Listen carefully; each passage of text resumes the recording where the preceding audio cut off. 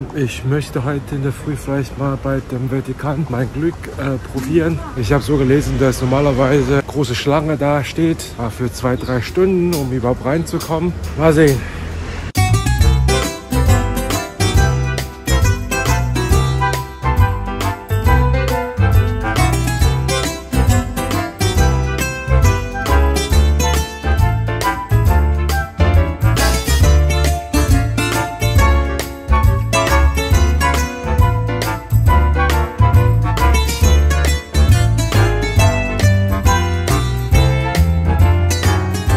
Obwohl Rom einer der größten Städte in Europa ist, zweimal so groß wie Berlin, mit öffentlichem Verkehr eigentlich nur 2 U-Bahn-Linien. Im Vergleich dazu München, man hat dafür 8 Linien U-Bahn, 8 Linien S-Bahn und jegliche Bus. Wenn man von A zu B fahren möchte, entweder nimmt man einen Bus, wo man eigentlich ja ein Risiko eingehen, in den Stau zu sitzen, oder mit U-Bahn halt. Mit U-Bahn, man merkt, von der Haltestelle, wo man ankommt, zu dem Zielpunkt, da muss man oft 20 Minuten laufen. So. Also die Infrastruktur in Rom ist eher nicht so toll. In Rom gibt es sehr viele solche. Es gibt einen Leihservice. Wenn du durch normaler Weg eine Reservierung machst, Plätze sind ja schon monatelang ausgebucht. Und selbst wenn du wirklich Glück hast, einen Platz zu bekommen, du musst ja da vor Ort 2-3 Stunden stehen. Und deswegen sind ja solche Third-Party-Service rausgekommen. Für Get Your Guide. Durch normale Buchung kostet ein Ticket für Kolosseum, Roman Forum und Palatini Hill 30 €. Aber wenn du durch die Third-Party einen Platz buchst, dann kostet es meistens 70-80 €. Hi Leute, hinter mir, wie ihr seht, ist die berühmte spanische Treppe. Und die Treppen wurde für 3 Jahre von 1732 bis zu 1726 erbaut. Und die spanische Treppen besteht aus 135 Treppen mit 3 Terrassen. Und das symbolisiert quasi die Dreifaltigkeit der Christentum. Heiliger Vater, Mutter und der Heilige Sohn.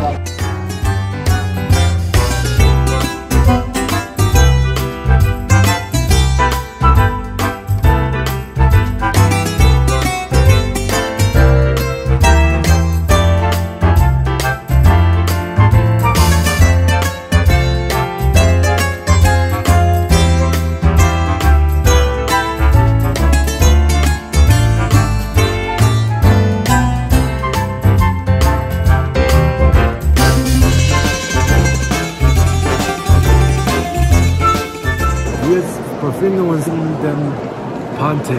Der Tempel wurde errichtet, um die planetarischen Gottheiten zu widmen. Daher kommt der Name Pantheon.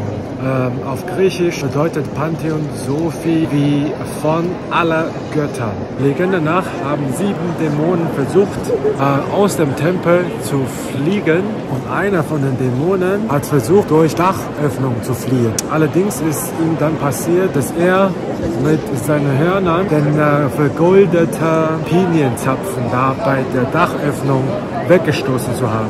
Dieser Pinienzapfen ist weggeflogen und ist auf einem Platz in der Nähe gelandet. Diesen Platz heißt seitdem Piazza del Pignac. Die andere Sache von dem Pantheon ist, wie grandioser dieser Tempel ist. Dieser Tempel hat auch so eine perfekte Geometrie. Stellt euch mal vor, in diesem Platz würde eine perfekte runde Kugel mit Durchmesser von 43 Meter reinpassen. Anderer interessanter Fakt, die Kuppel da oben hat einen Durchmesser von 43 Meter. Diese Struktur wurde so konstruiert, dass die Dicke von den Wänden mit der Höhe immer verringert. An der unteren Stelle von der Kuppel, die Dicke von der Wände ist 20 Meter. Bei der Öffnung ist die Dicke der Wände nur 2 Meter. Und die Dachöffnung hat auch einen Durchmesser von 9 Meter.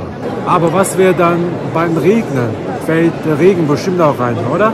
In der alten Zeit, wo keine Strom gab, wo dann immer drin in dem Pantheon zigtausende Kerzen angezündet. Und durch den Kerzen sind Warmluft entstanden.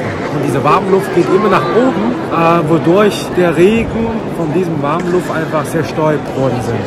Wenn Regen tatsächlich einfallen, keine Sorgen, die Leute haben eine Lösung gedacht. Also in der Mitte, der Boden ist ja leicht nach innen gewölbt und hier in diesem Bereich gibt es insgesamt 22 Öffnungen. Durch diese Struktur wurden das Regenwasser weitergeleitet. Wie ihr auch noch seht, an der Wände der Kuppel sind ja 5 Reihen von 28 Kassetten zu sehen. Hier oben, desto kleiner die Kassetten. Das sollte die Dynamik der Struktur hervorheben. In der alten Zeit, wo die Technologie nicht so entwickelt sind, haben Leute immer einen bestimmten Tag im Jahr orientiert, um bestimmte Sachen anzubauen. Das ist sehr wichtig für Agrarindustrie. Unter diesen wichtigen Tagen sind zum Beispiel Herbst- und Frühlingsäquinoktium und Winter- und Sonnenwende sehr wichtig. Wenn ihr bei einem sonnigen Tag herkommt, seht ihr, dass die Sonnenflecken durch die Dachöffnung an die Wände der Kuppel vorschiebt, sozusagen. In der Wintersonnenwende bewegen sich die Sonnenflecken tatsächlich auf den obersten Reihe von Kassetten. Im Sommersonnenwende erscheinen die Sonne auf die Besucher, die reinkommen. Und die anderen zwei, Herbst- und Frühlingsäquinoktium, bewegen sich Sonnenflecken tatsächlich nur an der untersten Reihe von den Kassetten.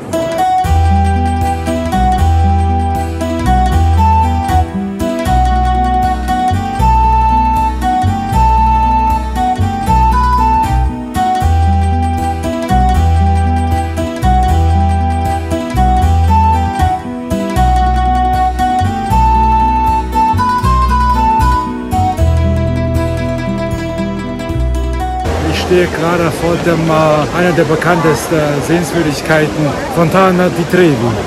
Der Brunnen ist 26 Meter breit und über 50 Meter hoch. Ist einer von den 3 Ausgängen der Wasserleitung in der Stadt Rom.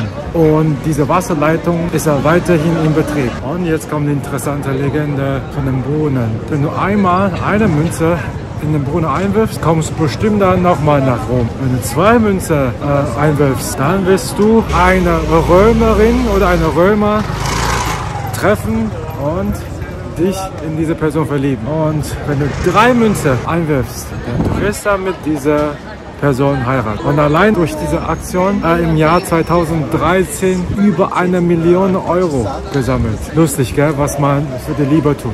Eine andere interessante Story zu dem Brunnen. Auf der rechten Ecke von dem Brunnen ist eine große Vase zu sehen. Und Legende nach, das hat der Nicola Savi, der diesen Brunnen gebaut hat, extra die Vase da aufgestellt. Eigentlich wegen seinem Friseur.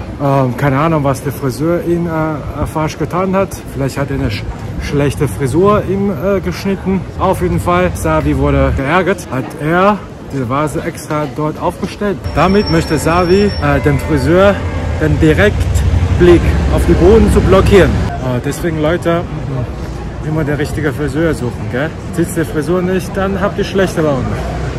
Für mich ist egal, ich habe das Problem nicht mehr. Wir sind jetzt auf der Straße Via Margutta. Diese Straße ist berühmt geworden von dem Film A Roman Holiday vom Jahr 1952. Hier hat Hauptprotagonist Joe Bradley auf der Via Margutta 51 gewohnt. Nachdem der Film bekannt geworden ist, sind da viele Prominenten hierher umgezogen auf diese Straße. Aus diesem Grund ist diesem Viertel einer der teuersten Viertel in Rom. Obwohl sieht es für mich nicht so aus. Also Leute, wir stehen gerade Lago de Torre Argentina. Der Platz in der alten Zeit ist ein Wohnviertel für die Reiche. Was interessant ist, der Julius Caesar wurde im Jahr 44 Jahre vor Christus hier ermordet. Alles hat ein Ende, gell? Nur Wurst hat 2. Was interessant ist, seitdem die Ruine entdeckt wurde, ist dann dieser Ort dank der Katze-Aktivisten zu einem Shelter für Katzen geworden ist. Insgesamt wohnen hier ungefähr 130 Katzen. Mieterfrei.